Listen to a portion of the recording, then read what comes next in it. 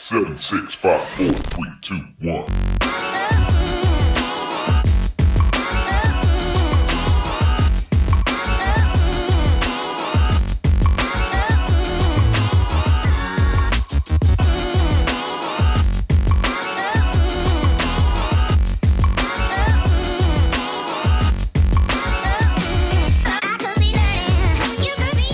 What's up, guys? Welcome to today's vlog. Today what we're going to focus on is cutting bangs. I know a lot of you guys out there have issues with different types of bangs, understanding which ones to use. So what I did today was I put together a compilation of every type of bangs you could pretty much ever think of.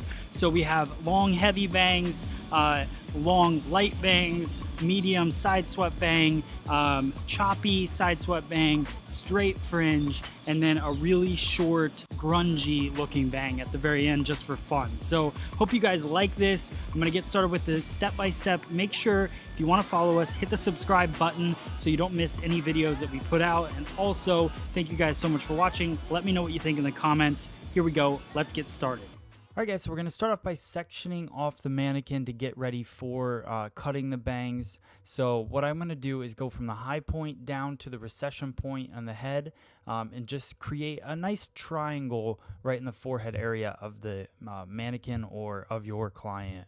Now I'm going to clip that away. I've got my triangle. Now I'm going to take a left-hand side parting. We're going to start off creating a heavy, longer side bang. So what I'm going to do is go with really low elevation.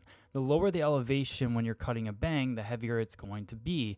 We've talked about this in past videos. If you have to treat the front of the head the same as you would treat the back. So if I'm trying to create light, airy layers, then I definitely want to elevate more. With this, what I want to do is add some extra weight, and this would be for somebody that maybe wants to be able to pull their hair back and doesn't want the hair to fall out, things like that, but they still want that kind of angled fringe around the face. So I keep the low elevation. I work diagonal sections all the way back, bringing them to a stationary guide, and then connecting it on the opposite side. So now what I'm going to do is I'm going to blow it dry. So what I want you guys to see after every bang that I cut, I want you to see the dry finished look of it so you can compare which type of bang you're looking to create.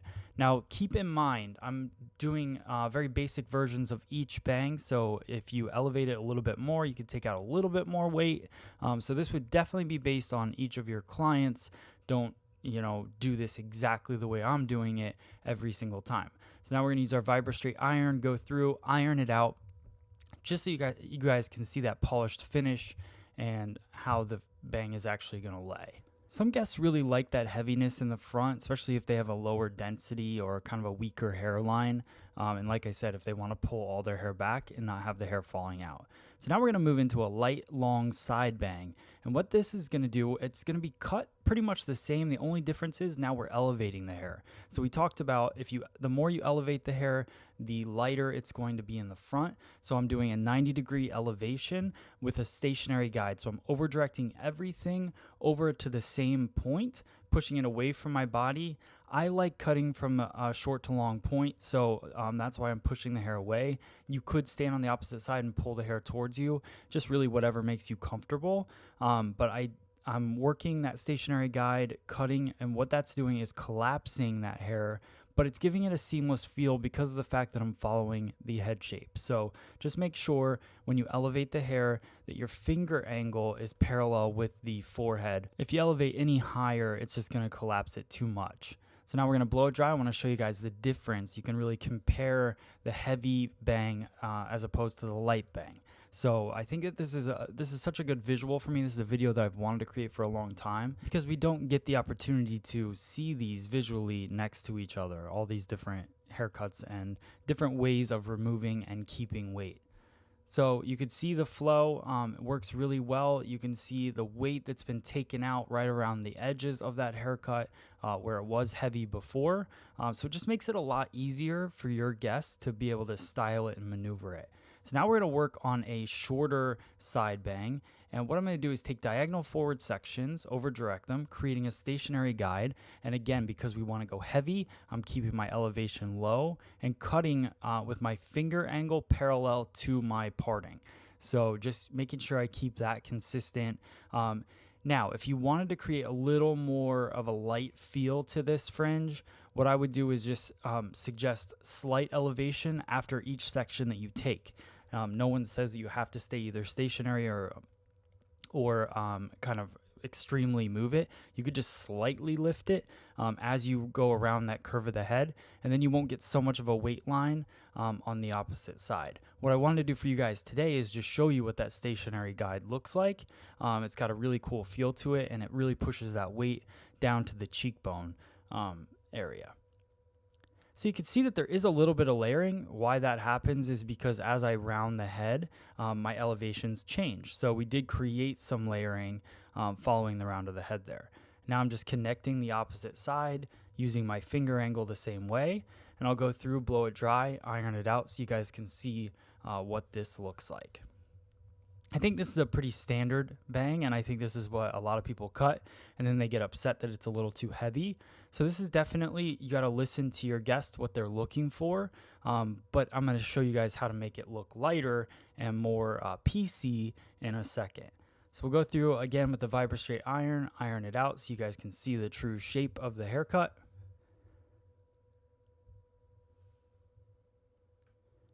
You'll notice when I'm cutting hair, I'm using a tighter teeth comb. I'm using a 339 comb from Wise Park. When I go through to iron the hair, I use this is the 337 comb, just because it's a little bit easier to get through the hair. You can see that nice soft angle. That's all created with over direction and finger angle, guys. So pretty cool.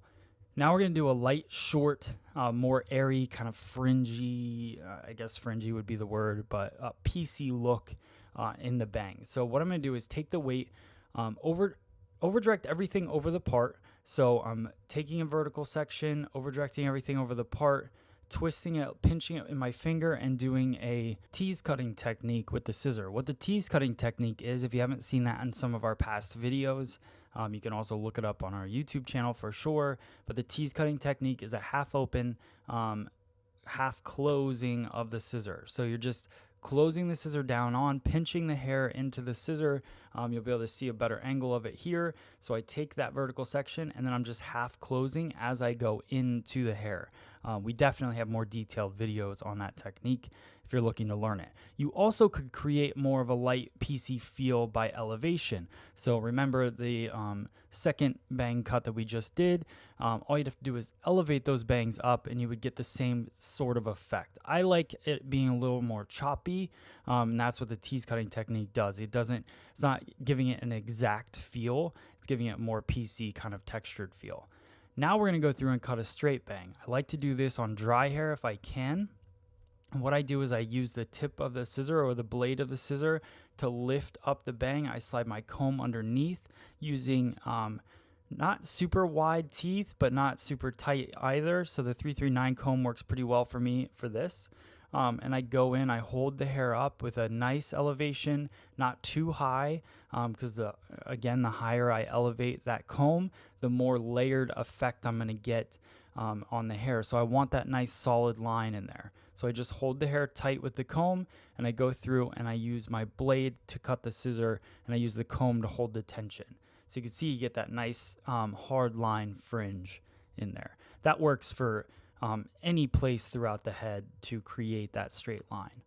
Now we're going to go through and create a grunge bang. And this is something that's pretty popular. You'll see it all over Instagram, and a lot of hairdressers are creating this kind of chunky PC bang in the front. It's really short, and then they let the longer hair fall over top.